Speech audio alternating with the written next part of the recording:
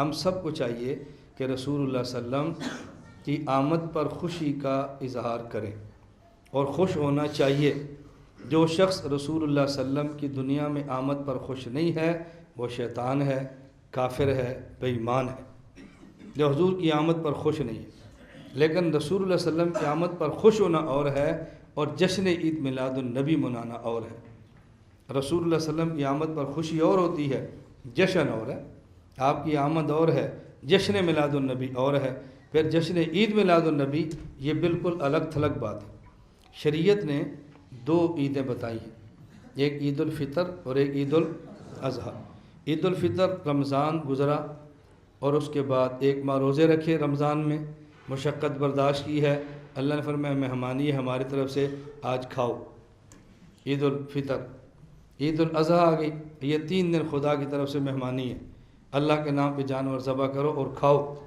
تو ہمارے ایک عید الفطر ہے، ایک عید الاضحیٰ ہے، یہ تیسری عید اور وہ بھی جشن والی، اس کی ہماری شریعت میں کوئی گنجائش نہیں ہے۔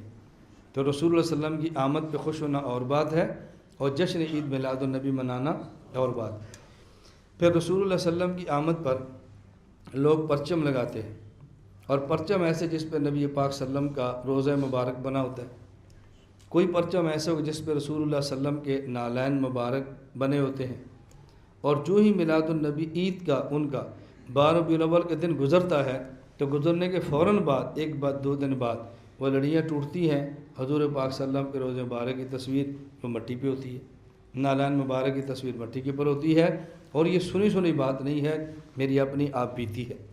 گزشتہ سال کی بات ہے، ایک بندہ فوت ہوا، میں تعزیت کے لیے ان کے یہاں گیا، میں نے گلی میں دیکھا تو کچھ جھنڈے نیچے گرے ہیں، کچھ جھنڈے اوپر ہیں، میں نے کہا نیچے جھنڈا لاؤ، میں نے کہا دیکھو اس پہ حضور پاک کے روزے کی تصویر ہے، تو تم نے روزے کو ناریوں کے اندر گرانا تھا، یہ کون سا تم نے حضور کے ساتھ محبت کا اظہار کیا ہے؟ اس لیے وہ کام کرو جس پہ اللہ کے نبی خود خوش ہیں، اور وہ کام نہ کرو کہ جس پہ رسول اللہ صلی اللہ علیہ وسلم خوش نہیں بلکہ اللہ کے نبی ناراض ہیں۔ اور ایسے کام اپنی طرف سے کرنا، مخصوص دن متعین کرنا، اس کو باعث اجر و ثواب سمجھنا، اور جو وہ کام نہ کرے اس کو گستاخ کہنا، اس کی شریعت میں کوئی گنجائش نہیں۔ لوگ آپ سے کہیں گے اگر ہم نے 12 کا دن میلاد النبی کا متعین کیا تو جرم ہے، تم نے رائے بریلی کے اجتماع کے دن 3 متعین کی، جرم نہیں ہے؟ ختم بخاری کی تاریخ رکھی تو جرم نہیں ہے؟ سالانہ جلسے کی تاریخ کی تو جرم نہیں ہے؟ دستار بندی کا دن متعین ہے، جرم نہیں ہے؟ تم نے نکاح کے دن متعین کیا تو جرم نہیں ہے؟ اور ہم نے حضور خوشی کا دن متعین کیا تو جرم ہے؟ میں نے کہا بات اچھی طرح سمجھو، ہم اگر رائے بریلی کی تاریخیں متعین کرتے ہیں، ان تاریخوں پر کوئی رائے بریلی نہ آئے تو ہم اسے گستاخ نہیں کہتے۔ ہم ختم بخاری، ختم تحاوی، کوئی اور کتاب ختم کرتے ہیں، اس کا دن متعین کرتے ہیں افراد کو جمع کرنے کے لیے، جو نہ آئے اس کو مجرم نہیں سمجھتے۔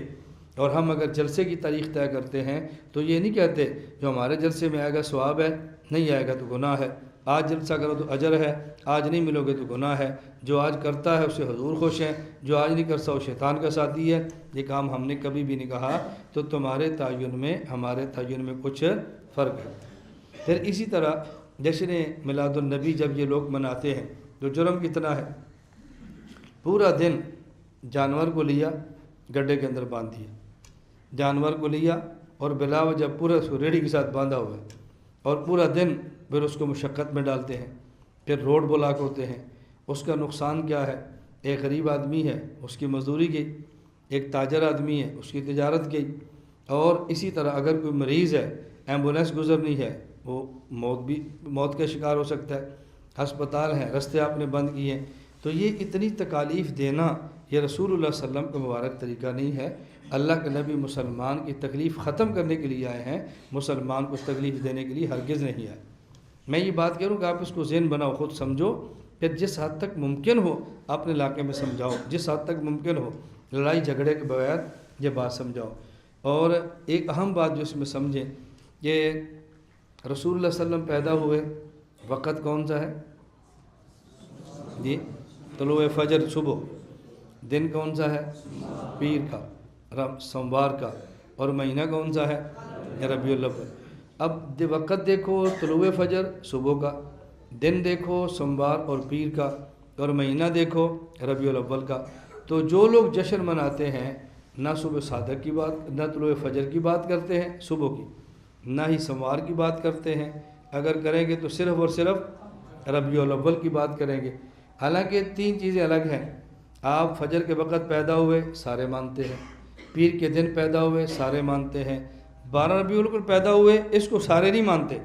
خود جشن عید میلاد النبی منانے والے جس شخص کو اپنا امام مانتے ہیں مولانا احمد رضا خان، انہوں نے فتاوی رضویہ میں ان کا ایک رسالہ نطق الہلال کے نام پہ انہوں نے لکھا کہ حضور کی پیدائش 12 کو نہیں تھی بلکہ 8 ربیع الاول کی تھی، اور آپ کی وفات 12 ربیع الاول کو ہے۔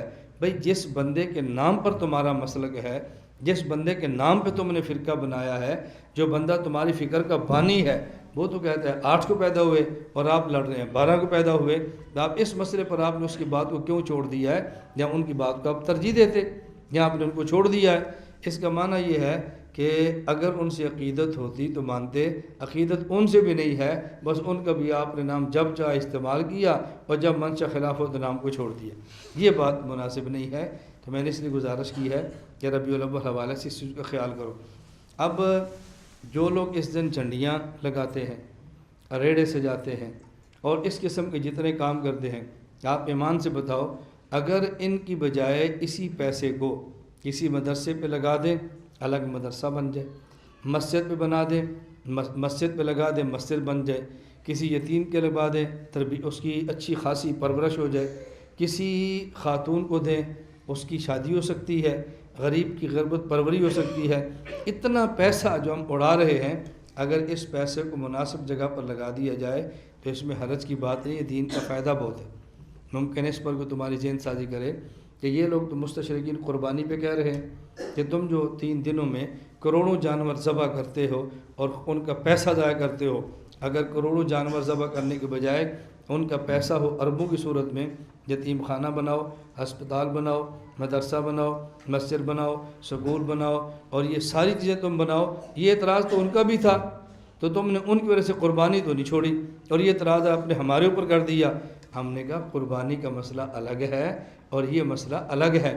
قربانی کا مسئلہ قرآن کریم میں ہے، نص قطعی سے ثابت ہے، جس کا انکار کرنا کفر ہے، اور قربانی کا مسئلہ آج کا نہیں ہے، ابراہیم علیہ السلام کی سنت مبارکہ ہے، اور اللہ کے نبی نے خود ارشاد فرمایا قربانی کے دنوں میں افضل ترین عبادت، اللہ کے نبی نے فرمایا ما عمل آدمی من عمل افضل یوم النحر من احراق الدم، ان 3 دنوں میں قربانی کے خون بہانے سے بہتر کوئی عمل ہی نہیں ہے، افضل ترین عمل یہ ہے، خاص جو عمل ہے خاص۔